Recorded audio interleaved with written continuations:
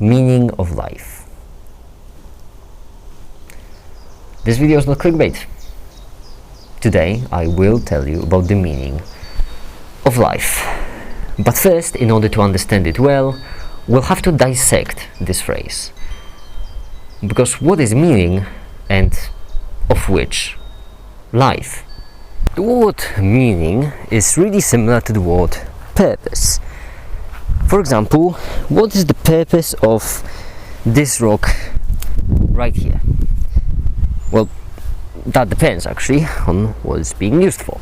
It could be a weapon, it could be a tool, or it could be just used to hold doors open. It could be anything. But one thing that people actually really often get wrong about meaning is the fact that meaning is not absolute. It is very much relative. In order to understand what I mean by that, let's imagine a universe without life. Now, in that universe, everything would still exist. All the matter, stars, planets, but all of them would lack meaning. Because meaning requires some purpose of an object, and purpose requires something that could utilize the object. So without any life, there would be no one to mean. If we have a person who is the user and an object which is supposed to be used, then meaning is the intent of that usage. But then if there is no person, then there is no one to intend. That's something that people really often get wrong, because when they are looking for the absolute meaning of life, they fail to realize that there just isn't one. We need some kind of reference frame in order to understand what life is all about. Speaking of life, in the phrase meaning of life, life can be understood in two different ways.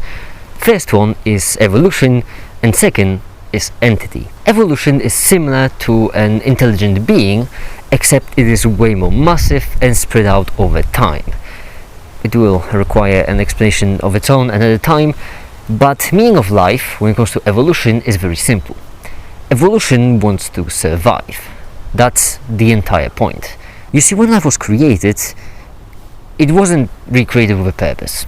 There was no purpose, and there were actually infinitely many options to choose from.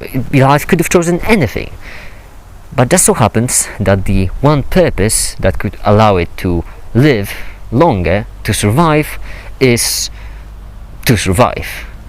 That's why it's the meaning of life when it comes to evolution, because life can only continue on living as long as it lives. For humans though, it is a bit different. And actually, not only humans, any entity, animals, bacteria, anything, it may seem as if it is the same thing, and that's a very common misconception. Really often people think that when it comes to entities, their goal in life is to survive, to live as long as possible. But then why do humans really often would sacrifice themselves for someone they love, or something they love? That's really often called irrational. But what if it isn't?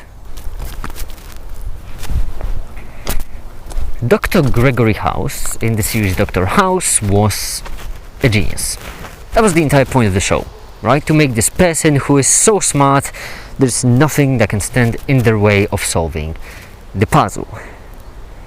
Except there's one thing he really often got wrong, and that's the irrationality and rationality. Because you see, for each entity, it's not really the staying alive part that matters, only the staying alive happily. Happiness is the most important measurement for any human, because for us, we want to be happy. Staying alive is mostly a side effect of that, because you see, if we stay alive longer, then we have much more happiness to enjoy. So if we imagine a function of happiness in relation to time, all of this blue area, the positive happiness, minus the red area, the negative happiness or sadness, gives us the total happiness of human life, which is exactly what every human wants to be as big as possible. Or in other words, if you really like math too much, after realizing that not being alive means zero happiness, then you can describe this goal using these 4 sentences.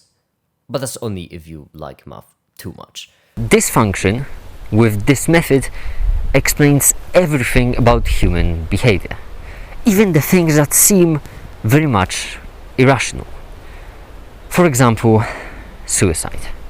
There is really only one scenario in which suicide would be logical, and it is when you are feeling really, really sad with no hope of ever feeling happy. But the thing is, this scenario is impossible. It never happens. Maybe in a perfect universe where everything would align perfectly it would be possible, but in this universe it's not, because humans aren't made to be sad all the time. But then, why is it possible that sometimes they are? Clinical depression is an illness. It is not just some temporary state of mind, you just having a bad evening. It's an illness. Humans aren't made to be sad all the time. But even clinical depression isn't permanent. If you consult a professional, if you actually find someone who will help you, then this state will end. People end their life by suicide not because they are sad, but because they think that they'll never be happy. And here we come to the worst part of mental illnesses, which is the fact that they affect the brain. They affect the rationality of our minds. And when we actually do have these mental illnesses, that is when we stop thinking rationally. Because even though it might seem hopeless, it is only because depression is causing us to think that it is hopeless. Even though it might seem as if we are not worth the treatment, it is only because depression is causing us to think that we are not worth the treatment. If some part of the body is hurting you, you go to the doctor. If you've lost control of your left arm, you go to the hospital. But if you have depression, it's actually really hard to figure out that you do have depression. That's why it's good to go and check anyway. I mean, might as well. Worst case scenario, you don't have it. Best case scenario, your life is going to improve. So, even if there is the slightest chance that you might have clinical depression, you should still go and check. Because this is not the chance that you should take. Thank you so much for watching, and have a great day. Bye.